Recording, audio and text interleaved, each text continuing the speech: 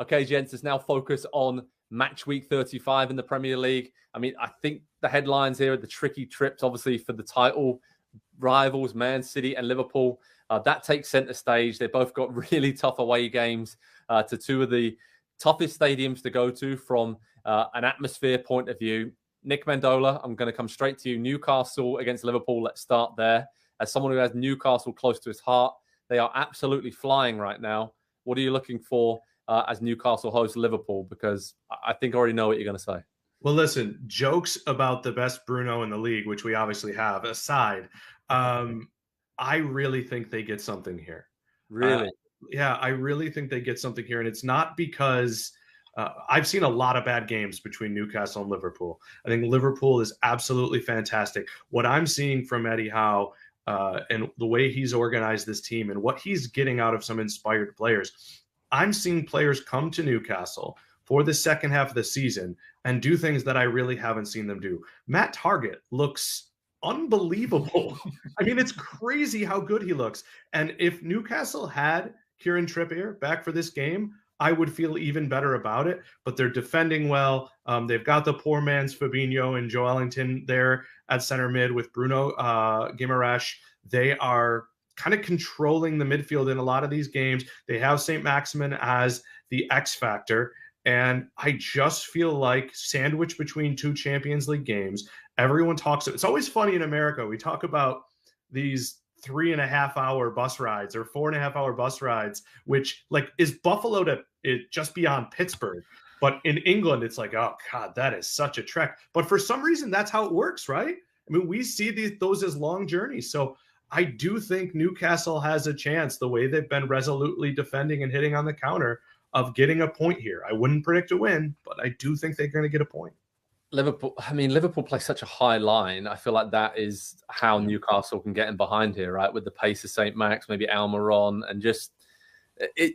In all the games recently, even against Everton, they gave up big chances or put themselves in situations where they were so in control of games, but you kind of just feel like Alisson has to bail them out at least once a game where they need a last-ditch tackle or a bad miss. I mean, you look at all their games recently, and yes, they've won the vast majority of them, Andy, but is there any way there that you agree with Nick and see that Newcastle are going to get something? Is it that far-fetched, or is it actually, on paper, probably one of their most difficult games remaining, aside from Tottenham, I think, right?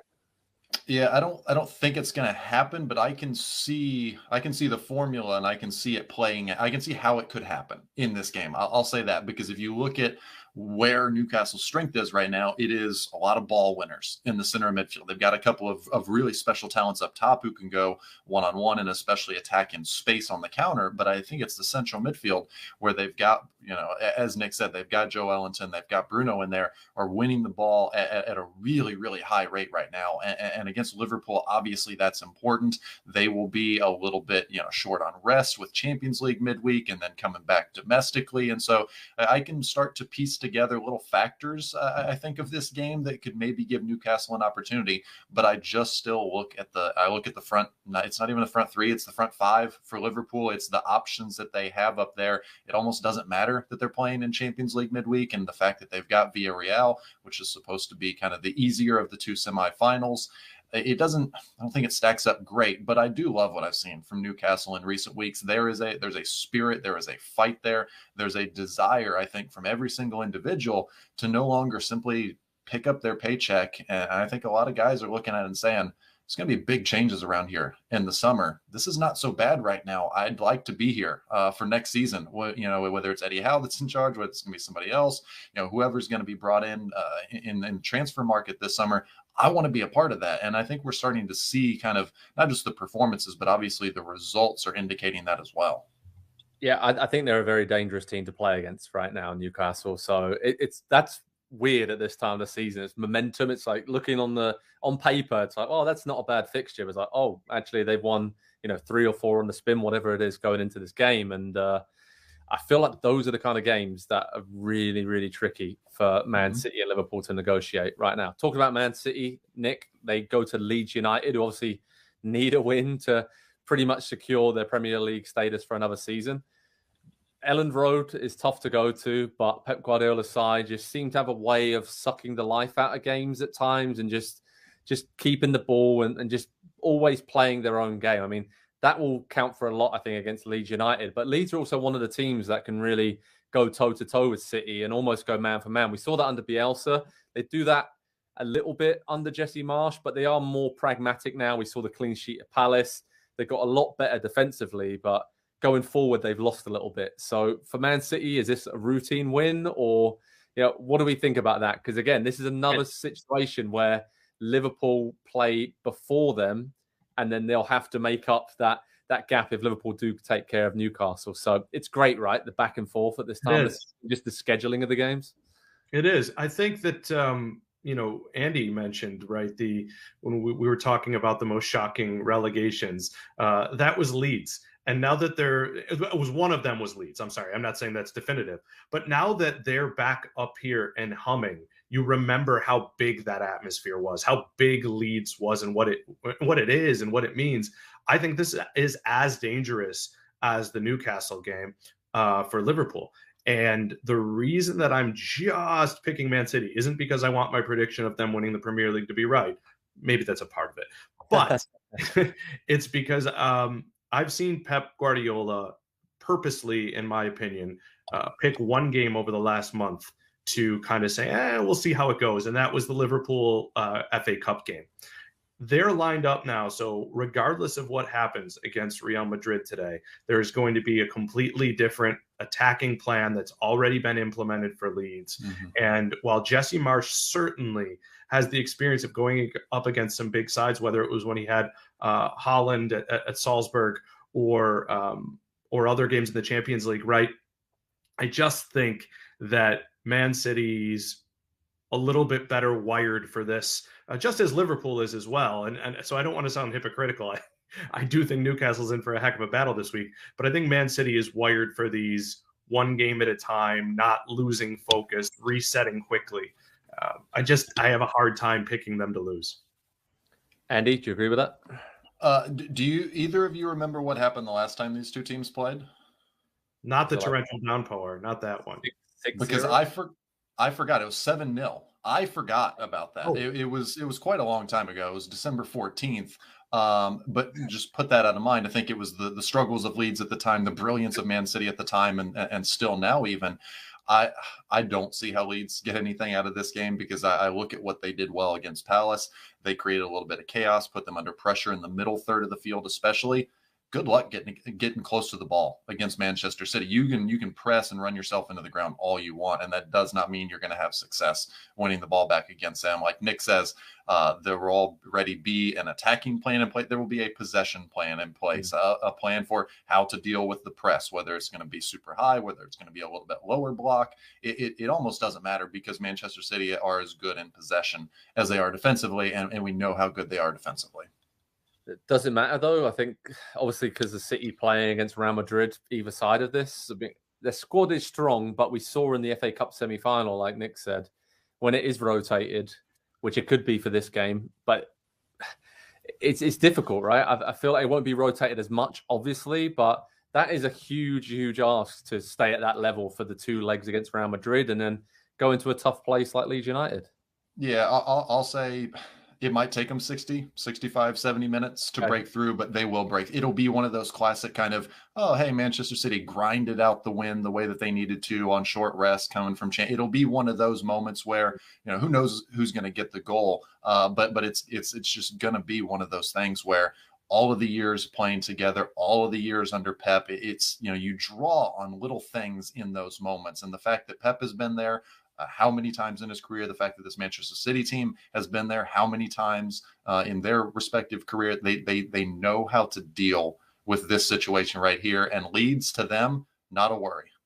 That's very true. I can just see like a 2-0 City win, Foden and Sterling or something in the last 20 minutes. It seems like Leeds ain't Liverpool. That's the other thing, right? Leeds aren't Liverpool. When we talk about that rotation. Yeah, that's so true.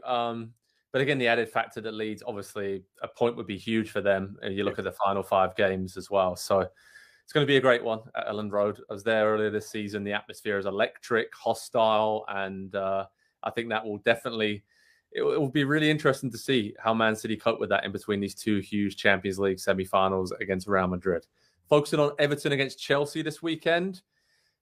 Nick, I mean, how do we approach this game? Because obviously Everton need the win to get out of the relegation zone. Frank Lampard, his connections with Chelsea. Chelsea are just sitting pretty in third place. No one's ever really going to get close to them in that position. So this is a really weird game to try and preview. Well, Joe, how angry is Pulisic? I'll tell you what. I think this is this has a quick Chelsea goal as the end of the game written all over it, and I think so. Everton needs to come out almost as defensive as they did against Liverpool, because I think Chelsea will be fired up to if anything. Look, it's Frank Lampard against Chelsea, guys. I think it's really interesting. These guys played for him. Some of them obviously didn't like him. So I think that there's going to be more of a – we're going to learn a little bit more about all the positive things that were said about Frank Lampard when this Chelsea team has a chance to bury him. Is that a weird thing to ask? No, I don't think so. Andy, do you agree? No, yeah, it's – Chelsea will not give – Everton the space and opportunity to counter the way that Liverpool did and do by design. That's a feature of the system for that Liverpool team. They're going to bet that Virgil van Dijk, Joel Matip, if they will deal with the trouble, and if not, we've got Alisson back there, and so we will be fine. Chelsea will not take those risks, and so they won't give those moments of, you know, for Anthony Gordon on one side, or, you know, trying to play Richarlison in behind. That's just not going to be there against Chelsea. The system for Thomas Tuchel is to limit all of those things. And so I don't see how they create chances when they're not able to get out and go one-on-one in open space. Because if you look at that Liverpool game, that's where everything came from for Everton. And that's just not going to be there against Chelsea. It's not. And I think I've been at Chelsea games recently against Arsenal and West Ham. It's very mixed displays. It's a very kind of strange vibe right now. A lot of players, like we said, Rudiger obviously is leaving, expected to go to Real Madrid this summer when his contract runs out. Christensen, Azpilicueta in similar situations. And you have a lot of players there who maybe feel like they've won the Champions League with Chelsea. They've won other trophies. Maybe this is the end of the road for them and they'd like to try something a bit new. And then there's other players who are trying to prove that they want to stick around under Thomas Tuchel, because I don't think he's going anywhere, right? No matter who comes in as the new owner, he's going to be there for next season, maybe the next couple, considering the job he's done. So it's a really weird dynamic at Chelsea, and they're kind of like the old, Forrest Gump analogy, right?